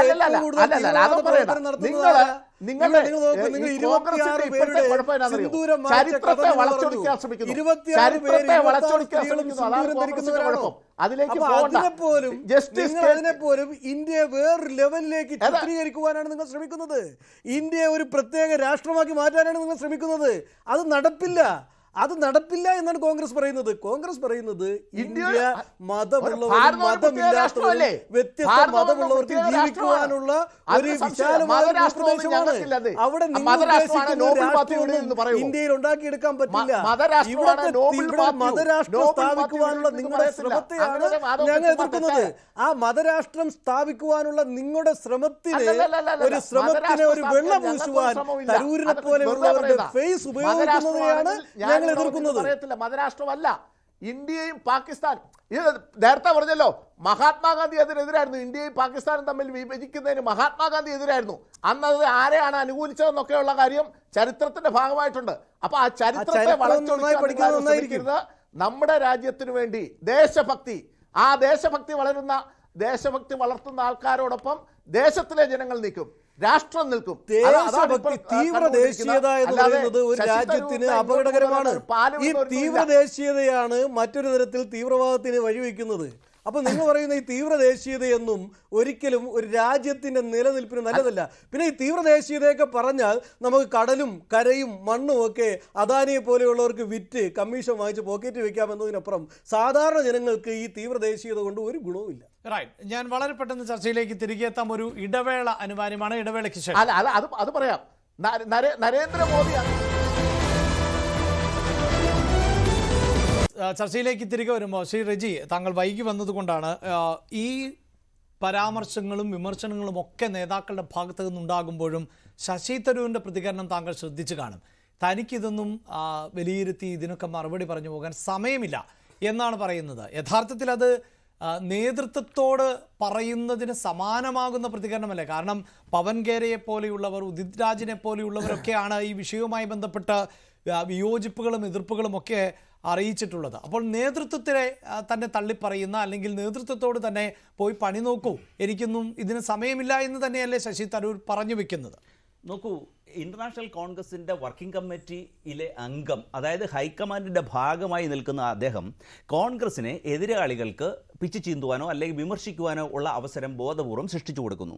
ഈ ശശി തരൂരിൻ്റെ ഈ സ്വഭാവം ഇന്നോ ഇന്നലെയോ തുടങ്ങിയതല്ല. അദ്ദേഹം കോൺഗ്രസ് എന്ന മഹാപ്രസ്ഥാനത്തിനോടൊപ്പം അനുയാത്ര ചെയ്യാൻ തുടങ്ങിയിട്ട് 16 വർഷമേ ആയിട്ടുള്ളൂ. ഈ മഹാപ്രസ്ഥാനം 140 വർഷമായി ഒഴുകുകയാണ്. അദ്ദേഹം എപ്പോഴും ഉന്നതങ്ങളിലേക്ക് കണ്ണ് വെച്ചുകൊണ്ടുള്ള ഒരു നടപടിയാണ് അദ്ദേഹം നോക്കുന്നത്. അദ്ദേഹം എപ്പോഴും വാർത്തയിൽ നിറഞ്ഞു നിൽക്കാൻ ആഗ്രഹിക്കുന്നു. അതിന് എന്ത് കുതന്ത്രങ്ങളും അദ്ദേഹം പയറ്റും. നോക്കൂ, യുണൈറ്റഡ് നേഷൻസിൽ അദ്ദേഹം ഇരുന്നപ്പോൾ അദ്ദേഹം അണ്ടർ സെക്രട്ടറി ആയിട്ട് സേവനം അനുഷ്ഠിക്കുമ്പോൾ അതിലെ ഹയസ്റ്റ് പദവിയായ ആ സെക്രട്ടറി ജനറൽ പദവിയിലേക്ക് അദ്ദേഹം മത്സരിച്ചു. അദ്ദേഹം പരാജയപ്പെട്ടു. അദ്ദേഹം ഇന്ത്യയിലേക്ക് വന്നപ്പോൾ അദ്ദേഹത്തെ ഇവിടെ സീറ്റ് നൽകി അദ്ദേഹത്തെ തിരുവനന്തപുരത്ത് നിന്ന് ഈ കോൺഗ്രസ്സുകാർ അദ്ദേഹത്തെ വിജയിപ്പിച്ചു വിട്ടു. 1, 2 അല്ല 4 തവണ അദ്ദേഹത്തെ എന്ത് ചെയ്തു? മന്ത്രിയാക്കിയപ്പോൾ അദ്ദേഹം അവിടെ വിവാദം സൃഷ്ടിച്ചു. അങ്ങനെ അദ്ദേഹത്തിന് രാജിവെക്കേണ്ടി വന്നു. അദ്ദേഹം കാറ്റൽ ക്ലാസിനോടൊപ്പം യാത്ര ചെയ്യാൻ വേണ്ടി അദ്ദേഹം ഹോളി കൗ, ആ പ്രയോഗമൊക്കെ നമ്മൾ ഓർക്കുന്നുണ്ടല്ലോ, വിശുദ്ധ പശുക്കൾ, വിശുദ്ധ പശുക്കളോടൊപ്പം യാത്ര ചെയ്യുന്നതിന് അദ്ദേഹം കാറ്റൽ ക്ലാസ്സിൽ അംഗത്വം അപ്പോൾ ശശി തരൂരിന് പകരക്കാരനായ ഒരു തിരുവനന്തപുരം വെക്കാൻ ആളെ കിട്ടിയില്ല. അതുകൊണ്ട് ഞാൻ പറഞ്ഞു വരുന്നത് അതല്ല. എന്നിട്ട് അദ്ദേഹം വീണ്ടും രണ്ടാമതും അദ്ദേഹത്തിന് മന്ത്രിസ്ഥാനം കൊടുത്തു. കോൺഗ്രസ് അദ്ദേഹത്തെ അംഗീകരിക്കാവുന്നതിന്റെ പരമാവധി അംഗീകരിച്ചു. ഇപ്പൊ നോക്കൂ, അതിനുശേഷം അദ്ദേഹം G23 മെമ്പറായി. കോൺഗ്രസിന്റെ സംഘടനാപരമായിട്ടുള്ള പ്രശ്നങ്ങൾ പരിഹരിക്കണമെന്ന് ആവശ്യപ്പെട്ട് അദ്ദേഹം കത്ത് കൊടുത്തു. പിന്നെ നോക്കിയപ്പോൾ കോൺഗ്രസിൽ നിൽക്കുമ്പോൾ അതിന്റെ സമുന്നത പദവി എന്ന് പറയുന്നത് കോൺഗ്രസ് പ്രസിഡന്റാണ്. ആ സ്ഥാനത്തേക്ക് അദ്ദേഹം മത്സരിച്ചു. 11% വോട്ടാണ് അദ്ദേഹത്തിന് കിട്ടിയത്. നോക്കൂ, അദ്ദേഹത്തിന്റെ ജനപിന്തുണ നോക്കണം. അത് കഴിഞ്ഞിട്ട് ഇപ്പോൾ എനിക്ക് തോന്നുന്നു ഇനി കോൺഗ്രസിന്റെ ഇപ്പോൾ 240 സീറ്റ്, അതായത് കോൺഗ്രസ് ഇന്ത്യ മുന്നണി മുന്നോട്ട് നിൽക്കുമ്പോൾ അതിന്റെ ഒരു ഭാവിയെ കുറിച്ച് അദ്ദേഹത്തിന് ഒരുപക്ഷെ ഒരു ആശങ്ക ഉണ്ടാവാം. അദ്ദേഹം പ്രധാനമന്ത്രി പദമാണ് ലക്ഷ്യം വെക്കുന്നത്. അപ്പോൾ ആ ലക്ഷ്യത്തിലേക്ക് എന്ത് ചെയ്യണം, ആ ഒരു ചിന്തയുമായിട്ടാണ് അദ്ദേഹം നടക്കുന്നത്. അപ്പോൾ എപ്പോഴും ഇരിക്കുമ്പോഴും അധികാര സ്ഥാനത്തേക്കും ഉന്നത സ്ഥാനങ്ങളിലേക്കും കണ്ണുവെച്ചുകൊണ്ട് ആ രീതിയിലുള്ള പ്രവർത്തനമല്ലേ അദ്ദേഹം നടത്തുന്നത്. പക്ഷേ അതല്പം കടന്നുപോയോ? അതായത് ഈ പ്രധാനമന്ത്രി പദത്തിലേക്ക് ലക്ഷ്യം വെക്കുമ്പോൾ അതിന് കോൺഗ്രസിന് അപ്പുറത്തൊരു പാളയത്തെ എങ്ങനെ കാണാനാണ്? അല്ലെ, കോൺഗ്രസ് പ്രസ്ഥാനത്തിൽ നിന്നുകൊണ്ട് അതിൻ്റെ നിലപാടുകൾക്ക് വിരുദ്ധമായി, അതിൻ്റെ ദേശീയ നേതൃത്വം എടുക്കുന്ന നിലപാടുകൾക്ക് ഘടകവിരുദ്ധമായി അദ്ദേഹം പ്രവർത്തിക്കുമ്പോൾ അദ്ദേഹത്തിന് അവരെ കൺസൾട്ട് ചെയ്യാനുള്ളൊരു ബാധ്യതയില്ലേ? അദ്ദേഹത്തിനൊരു ധാർമ്മിക ഉത്തരവാദിത്വമില്ലേ? അദ്ദേഹത്തിനൊരു മൂല്യങ്ങളില്ലേ? അദ്ദേഹം ആ മൂല്യങ്ങളിലും നോക്കൂ, ഞാൻ ഒറ്റ കാര്യം പറയട്ടെ, ഇവിടെ ലഭിക്കാൻ സാധ്യതയില്ല. നോക്കൂ, ഈ കഴിഞ്ഞ ദിവസം ഇവിടെ കേരളത്തിലെ BJP KP സുധീർ എന്ന് പറഞ്ഞ ജനറൽ സെക്രട്ടറി അദ്ദേഹം ഒരു സർക്കുലർ പ്രസിദ്ധീകരിച്ചു. അതിലെന്താണ് പറയുന്നത്? BJP അംഗങ്ങൾ അവരുടെ നേതൃത്വവുമായി ആലോചിക്കാതെ പൊതു പ്രസ്താവനകൾ നടത്തരുത്. അവർ അങ്ങനെ ഒരു സർക്കുലർ ഇഷ്യൂ ചെയ്തിരിക്കുകയാണ്. അപ്പോൾ എല്ലാ രാഷ്ട്രീയ പാർട്ടികൾക്കും ഒരു ലക്ഷ്മണ രേഖയുണ്ട്, ചില അതിർവരമ്പുകളുണ്ട്. അത് പാലിക്കുവാൻ അതിന്റെ നേതാക്കൾ ബാധ്യസ്ഥരാണ്.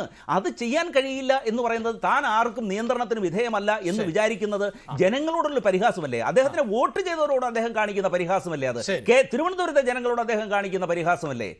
അതാണ് എൻ്റെ ചോദ്യം. തീർച്ചയായും ശ്രീ ബൈജു, നമുക്ക് ചർച്ച അവസാനിപ്പിക്കേണ്ട ഒരു സമയത്തിലേക്ക് കടക്കുകയാണ്. അതുകൊണ്ട് ഇവിടെ ഇപ്പോൾ ഈ പറയുന്നത് പോലെ അദ്ദേഹം ഒരു ഡിപ്ലോമാറ്റ് എന്ന നിലയിൽ ഉള്ള അദ്ദേഹത്തിൻ്റെ ഒരു എക്സ്പീരിയൻസ് ഉണ്ടാകാം. അതോടൊപ്പം തന്നെ അദ്ദേഹത്തിൻ്റെ കോൺഗ്രസ് തനിക്ക് ഇടത്തെക്കുറിച്ച് ഇവിടെ കോൺഗ്രസിൻ്റെ പ്രതിനിധികൾ എന്ന നിലയിൽ തന്നെ ഇവർ സംസാരിക്കുന്നുമുണ്ട്. അപ്പോൾ ശശി തരൂരും ഈ അവസരത്തെ കോൺഗ്രസിന്റെ രാഷ്ട്രീയവുമായി ചേർത്താണ് ഞാൻ ചോദിക്കുന്നത്. അങ്ങനെ ഒരു രാഷ്ട്രീയ ദുരുപയോഗത്തിനുള്ള വേദിയാക്കി മാറ്റിയെന്ന് താങ്കൾക്ക് തോന്നുന്നുണ്ടോ? ഞാൻ പറഞ്ഞു, നമുക്കിത് ഇന്ത്യയിൽ കോൺഗ്രസും BJPക്കും ഇതേ രീതിയിൽ ആർഗ്യൂ ചെയ്യാം. പക്ഷെ ഇന്ത്യക്ക് പുറത്ത് ശശി തരൂരിന് പറ്റില്ല എന്ന് വിശ്വസിക്കുന്ന ഒരാളാണ് ഞാൻ.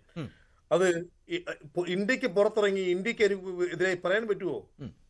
ഇത് കോമൺ സെൻസ് അല്ല, ഇന്ത്യക്കെതിരെ പറയണ്ട. പക്ഷേ ഈ മോദി സ്തുതിയും നമ്മൾ നേരത്തെ സൂചിപ്പിച്ച ചരിത്രത്തിലില്ലാത്തതും അത്യാവശ്യം ചരിത്രബോധമൊക്കെ ഉള്ള ആളാണല്ലോ തരൂർ. എന്റെ ചോദ്യം വളരെ സിമ്പിൾ ആണ്. ഇന്ത്യക്ക് പുറത്തിറങ്ങി മോദിക്കെതിരെ ഇവിടെ കേംബ്രിഡ്ജിൽ ഒരു രാഷ്ട്രീയ നേതാവ് സംസാരിക്കാൻ വന്നപ്പോൾ എന്താണ് സംഭവിച്ചത്? ഇത് ഇന്ത്യക്ക് മാത്രം നടക്കുന്ന സംഭവം അല്ല. ഇത് ഇന്ത്യക്ക് പുറത്ത് നടക്കുന്നതാണ്. ഇന്ത്യക്ക് പുറത്തിറങ്ങി മോദിയെ വിമർശിക്കാമെന്ന് ഒരു ഇന്ത്യക്കാരനോട് പറയുകയാണ്, അല്ലെങ്കിൽ ഒരു കോൺഗ്രസ്സുകാരനോട് പറയുകയാണ് എന്ന് പറയുന്നത് ഈസ് ഗോയിങ് അഗെയിൻസ്റ്റ് ഇന്ത്യ. ഇത് അതിൽ രണ്ടാമത് അയാൾ കൃത്യമായി പറഞ്ഞു. കുറച്ച് മുമ്പേ കോൺഗ്രസിന്റെ വക്താവ് പറഞ്ഞതിന് ഒരു മറുപടി ഞാൻ പറയാം. അദ്ദേഹം ട്വിറ്ററിൽ എക്സിൽ അദ്ദേഹം പോസ്റ്റ് ചെയ്ത് ഇങ്ങനെയാണ്: I was clearly and explicitly speaking only about the reprisal for terrorist attacks and not about previous wars. അദ്ദേഹം അത് വളരെ ക്ലിയർ ആയി പറഞ്ഞു കഴിഞ്ഞു. ഇനി അതല്ല, ഇത് വന്നു കഴിയുമ്പോൾ ഇദ്ദേഹത്തെ ഡിസിപ്ലിൻ ചെയ്യണമെങ്കിൽ അദ്ദേഹത്തെ ഡിസിപ്ലിനറി ആക്ഷൻ എടുക്കണമെങ്കിൽ എടുക്കുക. ഇത് പുറത്തിട്ട് ഇങ്ങനെ അലക്കാതെ ഹെൽപ്പ് എനിവേ. എന്റെ ഒരു സുഹൃത്ത് കേംബ്രിഡ്ജിൽ പഠിപ്പിക്കുന്ന ഒരാളാണ്. ഇന്ന് തന്നെ വിളിച്ചിട്ട് what is going on mister Thittala in your land? ഈ വിഷയം ഇങ്ങനെയല്ല അഡ്രസ് ചെയ്യേണ്ടത്. ഇത് വല്ലാതെ ഹ്യൂമിലിയേറ്റ് ചെയ്യുന്നുണ്ട്.